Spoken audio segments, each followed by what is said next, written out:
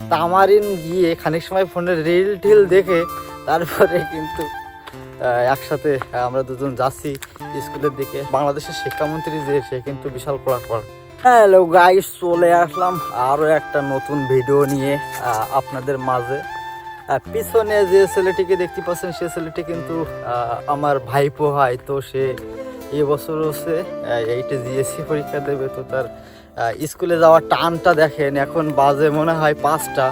তো দেখেন এই স্কুলের ব্যাগ ঘাড়ে নিয়ে সে কিন্তু তার প্রাইভেটের উদ্দেশ্যে রওনা দিয়েছে এবং সে একা জাতি পারছিল না। তামারিন গিয়ে খানিক সময় ফোনের রিল টিল দেখে তারপরে কিন্তু একসাথে আমরা দুজন যাচ্ছি স্কুলের দিকে। সবাই তার জন্য একটু আশীর্বাদ করবেন, সেজন্য জিএসসি পরীক্ষায় খুব ভালো রেজাল্ট করতে পারে। এখন কি জিএসসি পরীক্ষা আছে? এখন কি জিএসসি পরীক্ষা আছে নাকি উঠাই দিয়েছে? না, মাঝে কোন বছর শুনছিলাম যে জিএসসি পরীক্ষা হচ্ছে, উঠাই দিয়েছে। এখন গাইজ বর্তমান বাংলাদেশের শিক্ষামন্ত্রী যে সে কিন্তু বিশাল কড়াকড়।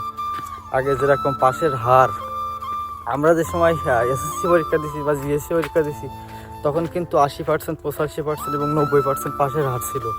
এখন নতুন শিক্ষামন্ত্রী যে আসলে কি পরিমাণে কড়াকড় দেবে তা কিন্তু আসলে বোঝা যাচ্ছে না ঠিকঠাক।